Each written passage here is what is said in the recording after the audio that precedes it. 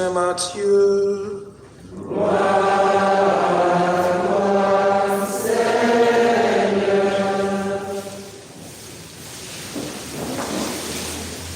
En ce temps-là, tandis que Jésus parlait aux disciples de Jean-Baptiste, voilà qu'un notable s'approcha. Ils se prosternèrent devant lui en disant : « Ma fille est morte à l'instant, mais viens lui imposer les mains et elle vivra. » Jésus se leva et le suivit ainsi que ses disciples. Et voici qu'une femme souffrant d'hémorragie depuis 12 ans s'approcha par derrière et toucha la frange de son vêtement, car elle se disait en elle-même : « Si je parviens seulement à toucher son vêtement, je serai sauvée. » Jésus se retourna et, la voyant, lui dit : « Confiance, ma fille, ta foi t'a sauvée. » Et à l'heure même, elle fut sauvée.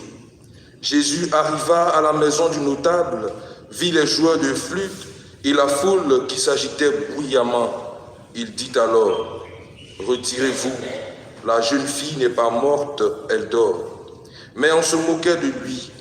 Quand la foule fut mise dehors, il entra, lui saisit la main et la jeune fille se leva. Et la nouvelle se répandit dans toute la région.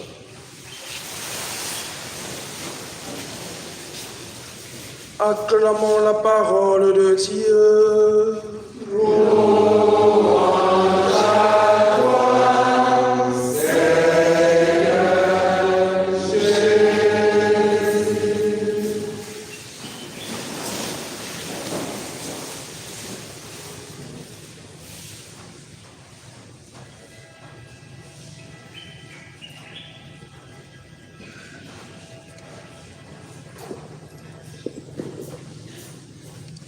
Ce matin, je te fais grâce.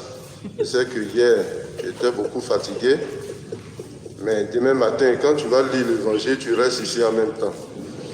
Voilà. Toute la semaine, je resterai ici pour parler avec le peuple de Dieu.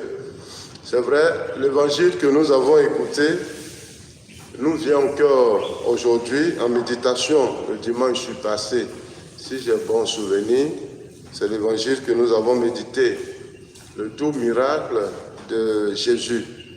Mais ce qui est important, ce que nous devons retenir dans cette page de l'Évangile, c'est l'attitude de Jésus devant la maladie et la mort. Jésus ne se panique jamais. Et sa pédagogie qu'il utilise pour chaque circonstance, chaque occasion donnée, pour enseigner est très importante. Si c'était nous, à l'instant T où Jésus était confronté à ces deux situations, on était totalement paniqué.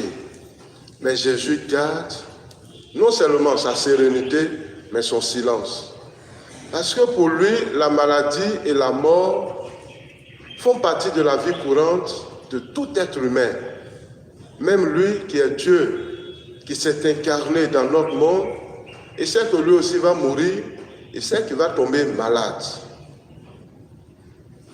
Et tout ce qui naît est porté à grandir et un jour à disparaître. C'est seulement celui qui crée qui a la force de maîtriser sa création. Et donc du coup, Jésus a la possession de tout son être humain, même son habit est maîtrisé. Voici pourquoi, sur son chemin, cette pauvre dame qui a touché la frange, l'habit de Jésus, a retrouvé la santé. Mais Jésus a su que dans son corps, il y a une force qui est sortie. Tout simplement, ce n'est pas un enseignement nouveau. Tout ce qui touche à notre corps, tout ce qui concourt à notre corps, quand vraiment nous sommes ancrés en Dieu, Dieu possède notre vie. Et rien